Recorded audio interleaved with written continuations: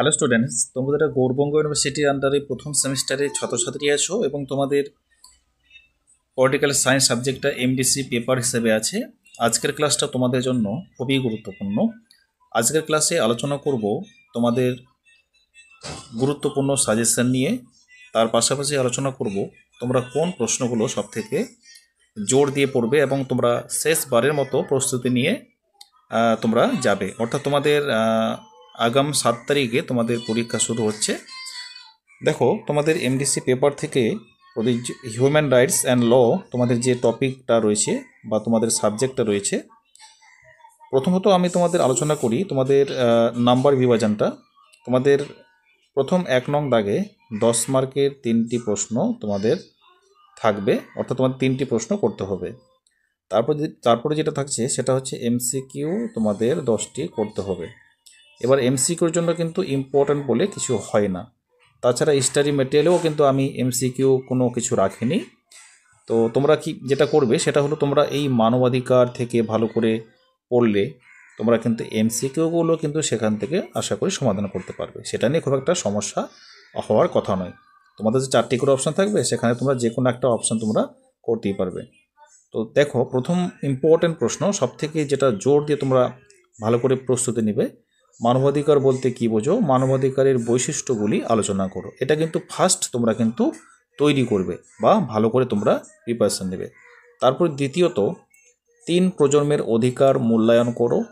তার সঙ্গে তোমাদের পরীক্ষায় প্রশ্নটা এমনও থাকতে পারে যে 3 প্রজন্মের মানবাধিকার কিভাবে সমষ্টিগত ও পরিবেশগত সমস্যাগুলি মোকাবেলা করে। তোমরা এই প্রশ্নটা দেখে কোনো রকম বিভ্রান্ত হবে না, শুধুমাত্র দেখবে যে 3 প্রজন্ম থেকে কোনো প্রশ্ন এসছে কিনা, তোমরা কিন্তু সেটার মূল্যায়নটাই কিন্তু তোমরা পরীক্ষায় লিখে আসবে।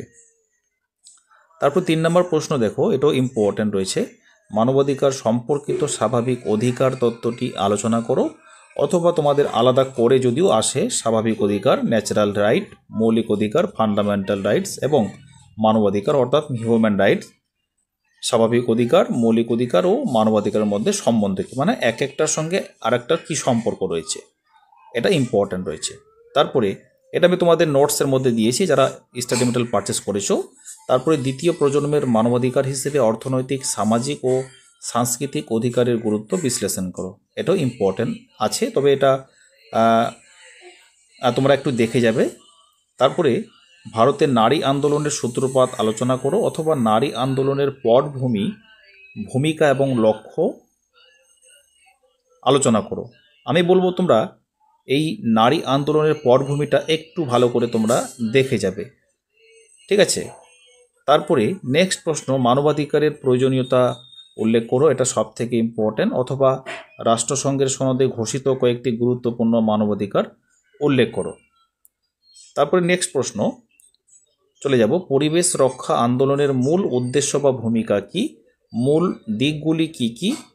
এটা দেখো, তোমরা যারা স্টাডি মেটেরিয়াল পারচেস করেছিলে, তোমরা দেখবে স্টাডি মেটেরিয়ালের 12 নম্বর যে পেজটা রয়েছে, সেখানে তোমরা অ্যান্সারটা পাবে। তাছাড়া পরীক্ষার প্রশ্নটা ঘুরিয়ে আসলেও ভারতের পরিবেশ আন্দোলনের উদ্ভবের কারণ, মনে রাখবে উদ্ভব বা হচ্ছে মূল উদ্দেশ্য, মূল দিক, এগুলো কিন্তু একই থাকবে, এগুলো আলাদা করে কিন্তু লেখার প্রয়োজন হবে না, একই থাকবে। তারপরে দলিত আন্দোলন বলতে কী বোঝো, দলিত আন্দোলনের পটভূমি ও কারণগুলি লেখো।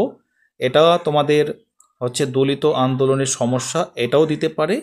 তবে দলিত আন্দোলনের সমস্যা এবং হচ্ছে গুরুত্ব বা পটভূমি বা কারণ যদি আসে, তোমরা কিন্তু সেটাই লিখবে। দেখো, যে স্টাডি মেটেরিয়াল তোমরা পারচেস করেছিলে, তোমরা যারা ভিডিওটা দেখছো, দেখে নেবে পেজ নাম্বার 13, অর্থাৎ 13 নম্বর যে অ্যান্সারটা রয়েছে, ওখানে 13 নম্বরটা তোমরা দেখে নেবে।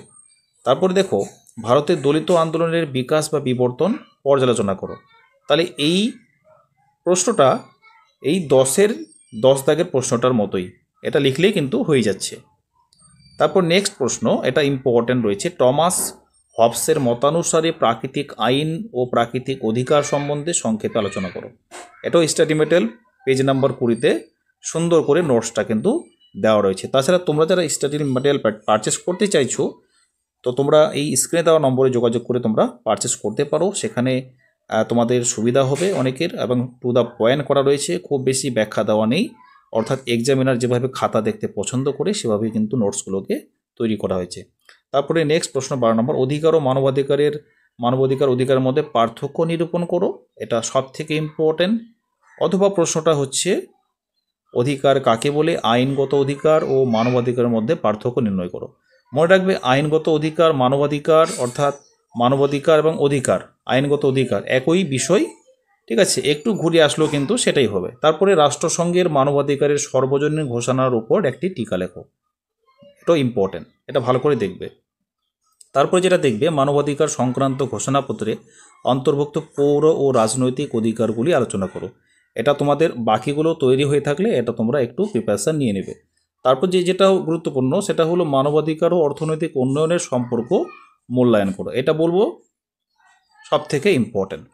তারপর গণতান্ত্রিক সমাজে মানবাধিকারের গুরুত্ব বিশ্লেষণ করো, এটা ইম্পর্টেন্ট নয়, তবে তোমরা এমনি রিডিং করে যেতে পারো। বিশ্বায়নের প্রেক্ষাপটে মানবাধিকারের পরিধি ব্যাখ্যা করো।